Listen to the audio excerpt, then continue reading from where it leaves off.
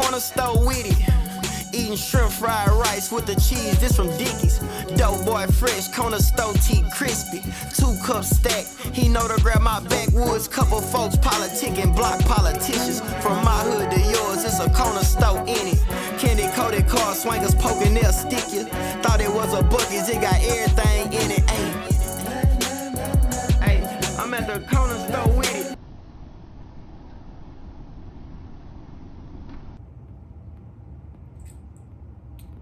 All right, I want to welcome everybody to the 409 podcast. This is episode 1, part 1. You know what I'm saying? I want to start my 409 podcast off with a Beaumont legend, you know, a legend of the 409.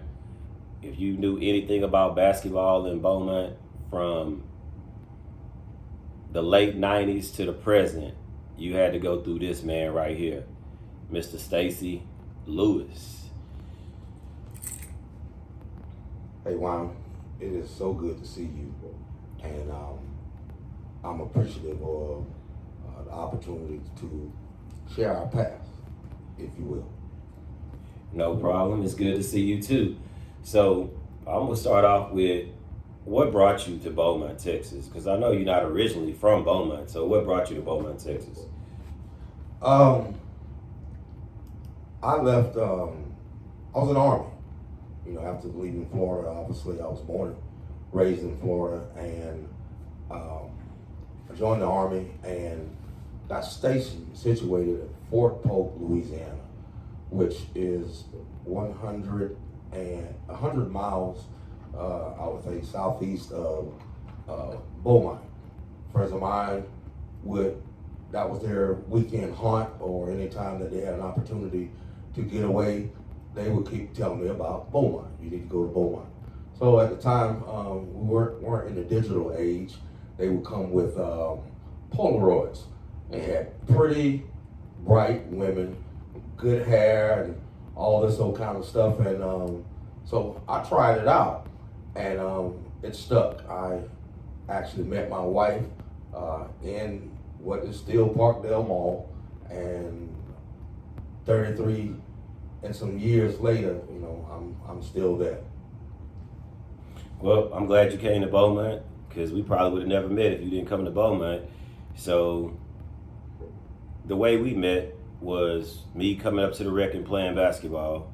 I remember I came up there one time while I was still in the Navy. I think it was like might have been late 97, somewhere in that era. I was up there playing basketball, came down there and played ball at the rec, ran into you.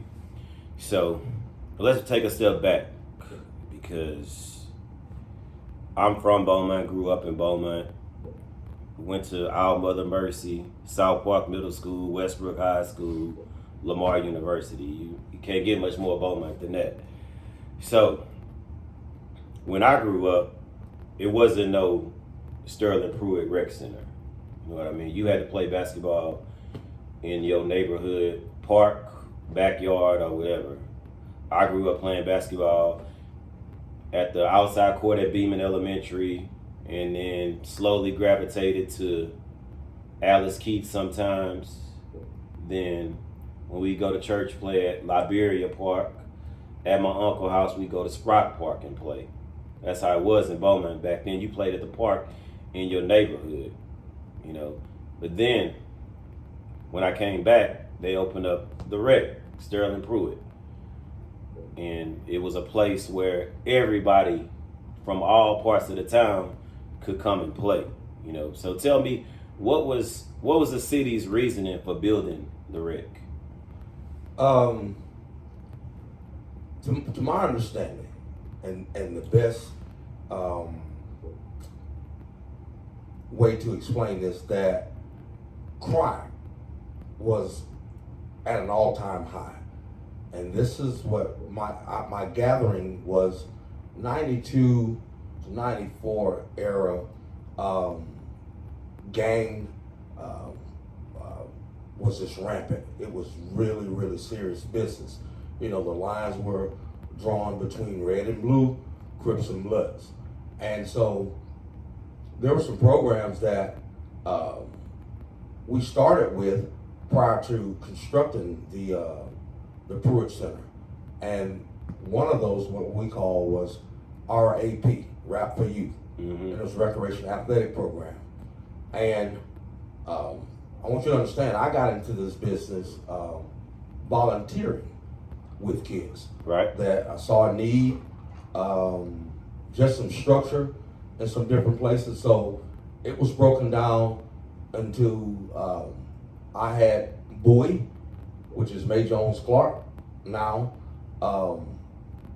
Mark Durden, he had Dunbar Elementary. Coach Sweat, he had South Park. Joe Battle, he had Crockett, and the late coach, and Joe's going on to be with the Lord as well, but the late coach Vernon Grant, he had Martin Elementary. And so those were pretty much like neighborhood or divisions, and that where kids congregated, and we broke it down into having basketball teams that we put a tournament together to somewhat, well, we had a league first, and then had a tournament at the end of the year where we would try to do something to deter some of the nonsense that was going on. So that was the ideology of doing some organizing. On the heels of that, the Pruitt Center was built. The construction of it started like in '94. We opened the doors June 5th of 1995. And, you know, the rest, you know, took on for whatever it was. But again, the challenges were, for me, being an outsider, if you will. I'm not from Beaumont, Texas, you know, but that is my home now. And I love it. I wouldn't want to be anywhere else. But those were some of the challenges. Hey, who is this cat? How is he telling us what to do? You know, but it worked. Okay, so tell me about the early days of the Rec, because you said it opened in '95. I was in the Navy from '94 to '98, so I don't really know about the early days. How was it when everybody from different sides of town, or how long did it take for everybody to start coming from different sides of town to come and play? Because I know I'm from South Park area. I had no business in the North End. I wasn't going out there to play basketball. I'm just growing up. It was not like I would go to any of those places to play, because that wasn't my park. You know what I mean? You don't just go to Magnolia Park to go play basketball, and that's what the Rec was at Magnolia Park. Right. Well, again, we put these barriers in place for ourselves. Meaning, for whatever the deterrent was, it was deemed that the North was the worst part of town. You know, just in terms of hood speak. You know, if you from the Pear Arches, you didn't come to the North End. You didn't date girls from the North End. You certainly didn't hang out in the North End. It just was not what was going on. South End as well as West End, those weren't, and then vice versa. North End guys didn't frequent those other 3 wards. However, it's the only, and still remains the only place where you could get quality run at the time. But the kicker for me in terms of the integration of the 4 wards of the city was that I already had a jump start on what they would deem the worst in the town. But it was the North. Yeah. I've never known anything much more than the North, right? So me already operating, leading, organizing, sharing, gaining trust from kids from the 03, you know, speaking 77703, that zip code, you know, they knew me, they trusted me. So we've already got these guys lined up and, you know, moving in a certain direction. When you guys integrated from other parts of town, if we've already got the booger man under control, you know, everyone else would seemingly follow suit. And if not, it was some things that were in place by those same kids from the North End that this is their home and you're gonna respect it. And so, and this is, for lack of a better term, this is dad, this this coach. This is what he said. This is how he's put it out. Okay, y'all gonna respect what he's putting out. And so I was able to use some of that psychology, if you would. Yeah, and I mean, I understand that now, but because I worked in the North End for a lot of years, you know, my second job when I got out the Navy was an after-school program at Martin Elementary. And then that same summer, I worked at the pool. Right. At Magnolia Pool, Big Mac. And then I worked at Big Mac for 2 years. And then when I graduated from Lamar, my first job was at Smith Middle School. Yes, sir. So, you can't get much North End than that. It doesn't get Martin Elementary, Big Mac Pool, Smith Middle School. That all echoes right. North End. And from those times I worked in them places, I would see people that I played basketball in the rec with, and some of their kids end up going to being my students. So, but Beaumont is, what's the best way to describe it? It's divided up, you know, and people pretty much stay on their side of town until the Sterling Pruitt Center opened. That opened it up for let me take that back. It was certain parks that everybody could go play at. Like everybody could go play at Rogers. Right. Everybody could go play at the complex. Those were deemed neutral places where everybody could play at. Safe zones. Yes. Everybody couldn't go play at Magnolia Park. Everybody can't go play at Piccadilly. I don't even know what's the real name of Piccadilly Park. Piccadilly. Behind Target. Right. Piccadilly. That's Piccadilly, and then the other park is Halbooty. Right. So that would be Piccadilly. Right. You just can't drive up to Piccadilly and go play. No. No, you can't do that.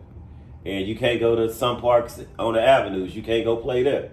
You know, it wasn't safe. You just wouldn't feel safe, and you probably never get picked up on the court. So but the rec, when it opened, you could drive up and play, and it wasn't a big deal. Everybody, it was fine because of the safe place that you made it at that time. So my next question is,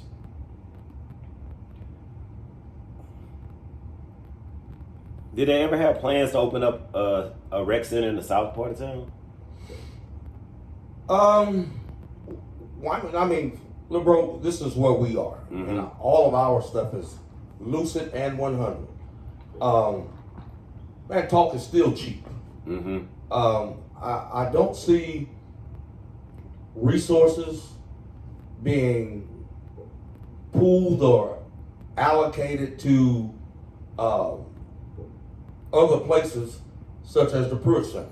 Mm-hmm. A city the size of Beaumont, and with the wealth of Beaumont, I can't see why there's not another 2 places in our city. You know, my vision, and it's not mine, but if it was my vision, I would build a complex at what is already the athletic complex on Right. College.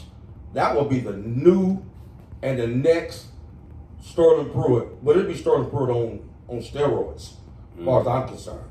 I hate the fact that things didn't go as well as they could have at Sarah Street location, which is the LL Melton, and that, the city couldn't take over and fund and do what it needs to be done far as another hub for people to congregate, be safe, and have fun.